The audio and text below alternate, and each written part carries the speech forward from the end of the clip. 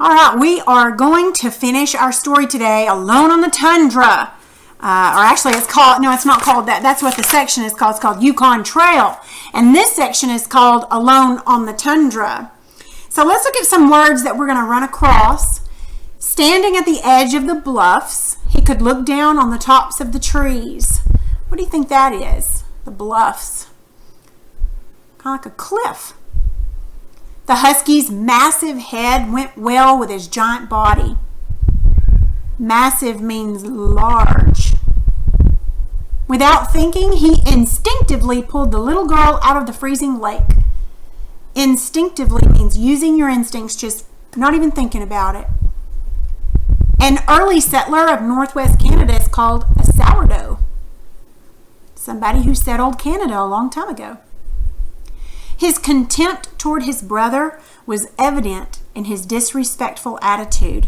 Contempt means his bitterness or his hatred even sometimes is what that is.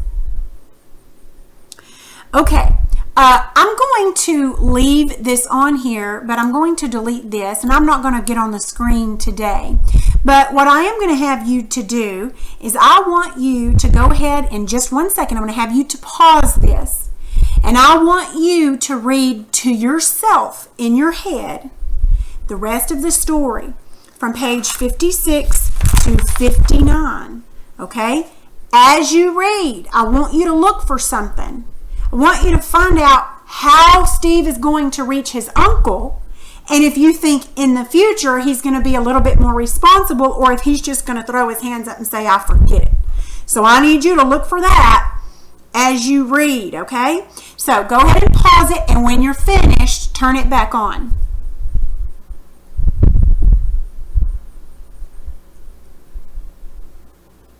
Did you finish reading? Did you like the story? Let me ask you a few questions about it. How would you react to the possibility of driving a dog sled over the tundra alone? Would you be excited? I would be scared, and I probably wouldn't do it because I'm a scaredy cat. I bet you would want to do it, and I bet you would do it. Where should our confidence be, though? Not in ourselves. Our confidence should be in the Lord. How is the branch incident similar to the first incident when the sled tipped over? Both times Steve was not paying attention, was he? Does Steve's dream of finding a family and a home in the Yukon finally come true?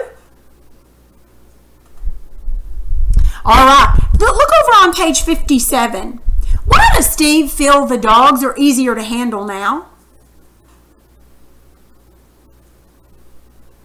They're getting more comfortable with him. He's getting kind of used to it. Now, let me go back right quick. You remember when we ended yesterday and he had not paid attention, and then the dogs started fighting, and he was just kind of standing there, and Sam was running, don't let them fight, stop the dogs. When he got up there, why didn't he get on to, why didn't Sam get on to Steve? He knew that Steve was scared, inexperienced, didn't know what he was doing. Why get on to him? Because that's just going to make matters worse, right? He just needs Steve to watch him handle the dogs, right? Okay, back to page 57. How does the author let us know that Steve and the dogs are getting along better? What does the author say some of the dogs do to Steve? They lick him, kind of their way of giving a kiss, maybe, in a way. All right, let's look at page 58. Can you find the place on this page that says Steve cries out to make Mutt return? I think it's that second paragraph. Can you read that out loud where it says, in that reeling instant?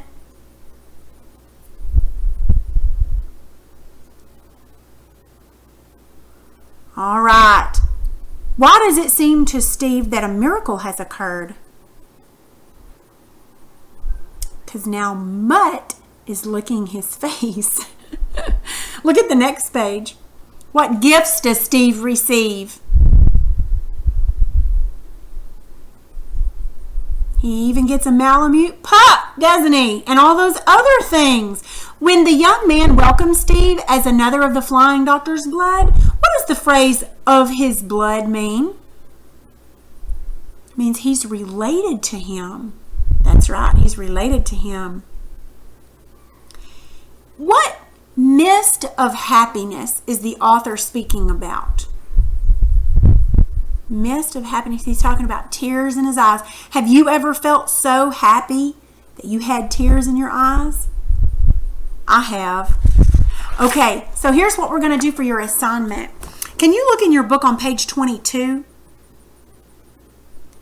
Okay, now I want to show you something. Every kid that I have ever taught has always had trouble with this. So we are going to nip this in the bud right now. So question number 1. Let me just turn, I don't like that on red. We're going to change it to black. Okay. Well, that just messed that right on up, didn't it? Guess I have to wait till I do it. Okay, so on question number 1.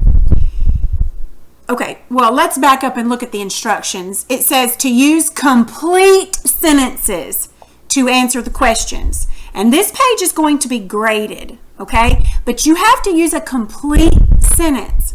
Now, a lot of times when I've asked children to write me a complete sentence, answer a question with a complete sentence, they just want to write the answer. But the answer has to be put in a complete sentence. So let me help you with number 1 so that you'll understand what I mean. Now the question is, why was Steve happy to be going to the Yukon? So he wanted a real home and a real family. Okay? So we're going to write that like this.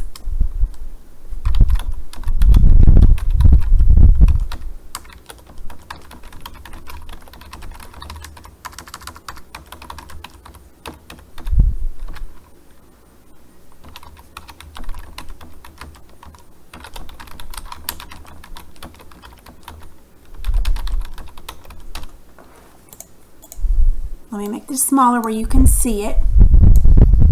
Okay. To me, it's easier to see when it's black. Oh, well, I guess it didn't want to change colors. Okay.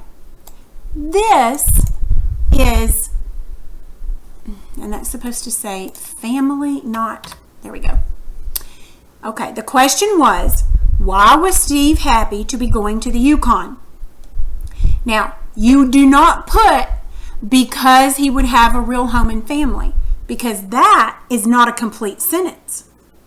You have to put part of the question in the sentence to make it a complete sentence. In fact, let me give you a hint. I should be able to look at the answer and tell what the question was without even looking at the question. Steve was happy to be going to the Yukon because he would have a real home and family.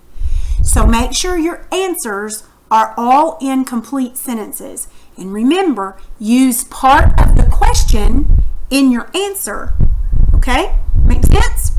All right, good deal. I hope you enjoyed this story. Now go ahead and finish that page for a grade.